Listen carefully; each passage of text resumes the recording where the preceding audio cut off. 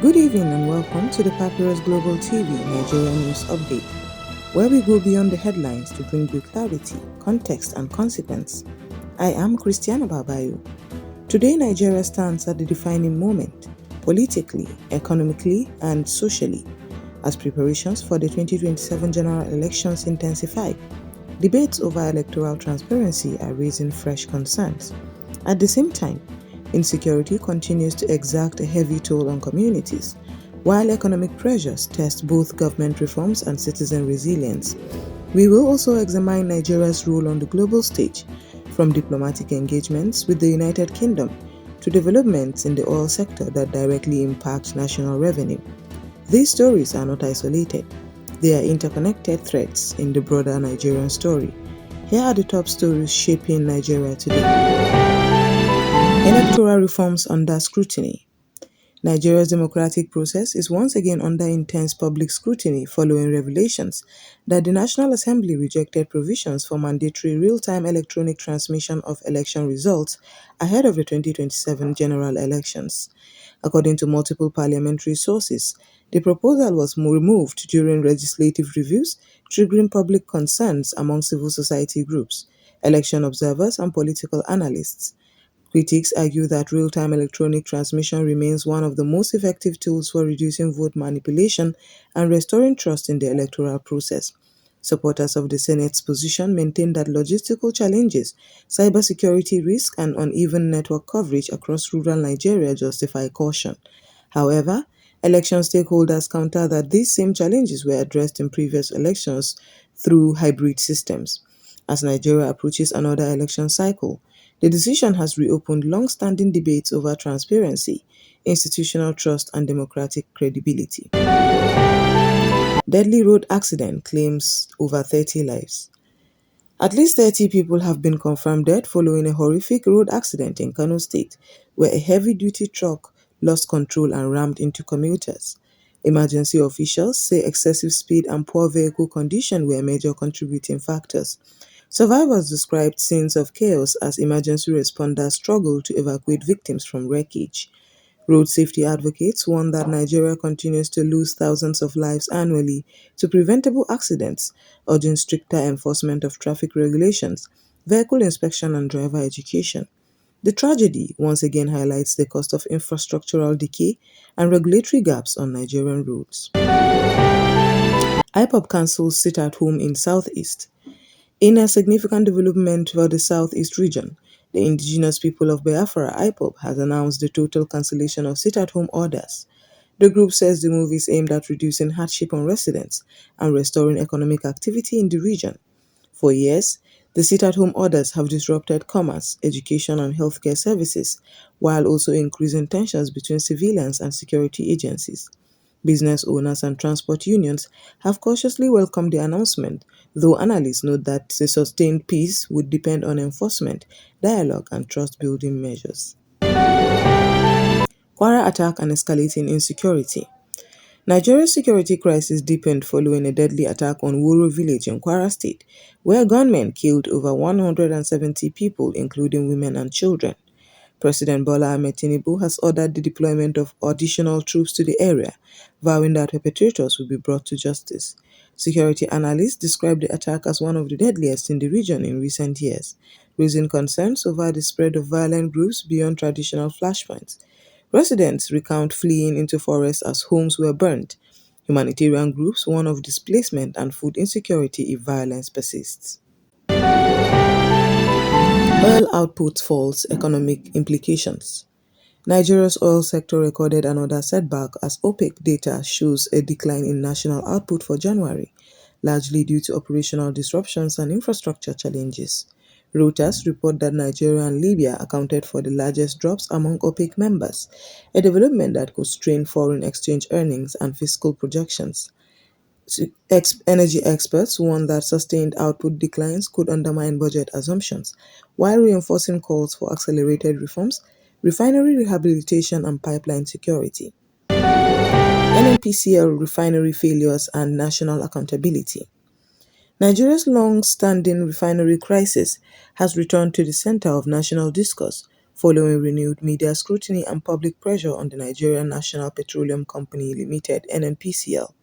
According to reports highlighted across national newspapers, Nigeria has spent trillions of naira over decades on turnaround maintenance for refineries in Port Harcourt, Warri, and Kaduna, yet none is operating at optimal capacity. This has forced the country to depend almost entirely on imported refined petroleum products, despite being Africa's largest crude oil producer. Economic analysts warn that this structural failure has had cascading consequences: persistent fuel scarcity, rising pump prices, pressure on foreign exchange reserves, and increased cost of living for ordinary Nigerians. Civil society groups are now demanding full disclosure of refinery contracts, timelines, and expenditures, while urging the federal government to publish independent audit reports. There are also calls for parliamentary oversight hearings to determine whether mismanagement, corruption, or policy inconsistency is responsible for the recurring failures. For many Nigerians, the refinery question is no longer just about energy. It has become a symbol of governance, credibility, and institutional trust. Nigeria UK state visit and global diplomacy. Nigeria's diplomatic profile is set to receive renewed global attention as King Charles III prepares to host President Bola Ahmed Tinubu on a state visit to the United Kingdom in March 2026, the first of such visit in nearly 4 decades. Diplomatic sources say the visit will focus on trade relations, security cooperation, climate change, education, and migration, areas where both countries have shared strategic interests. For Nigeria, the visit comes at a time of economic recalibration and foreign policy repositioning. Analysts note that Britain remains one of Nigeria's most significant partners in foreign direct investment, defense training and intelligence sharing, higher education and diaspora engagement. Observers also say the optics of the visit signal Nigeria's continued relevance on the global stage, despite domestic challenges. However, critics argue that diplomatic symbolism must translate into tangible outcomes, such as increased investment flows, fair trade terms, and expanded opportunities for Nigerian youths. As expectations build, Nigerians will be watching closely to see whether diplomacy reveals real dividends at home.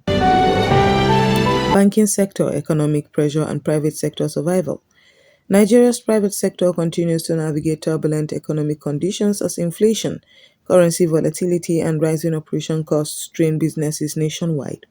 Against this backdrop, the EcoBank Nigeria's Customer Forum, headlined by former Statistician General Dr. Yemi Kale, said has drawn attention to the critical role of banks in stabilizing the economy.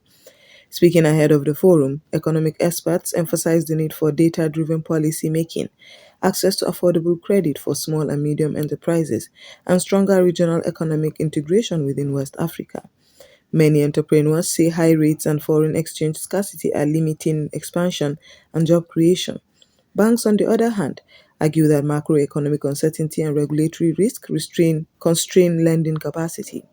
The dialogue reflects a broader national challenge: how to balance financial stability with economic growth while ensuring that reforms do not disproportionately burden Nigerians.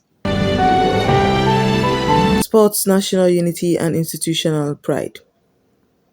Away from politics and policy, Nigerian sports offered a moment of national pride as the Chief of Naval Staff, Spikers, and Nigeria Customs Service teams clinched the 2025 Super Cup titles.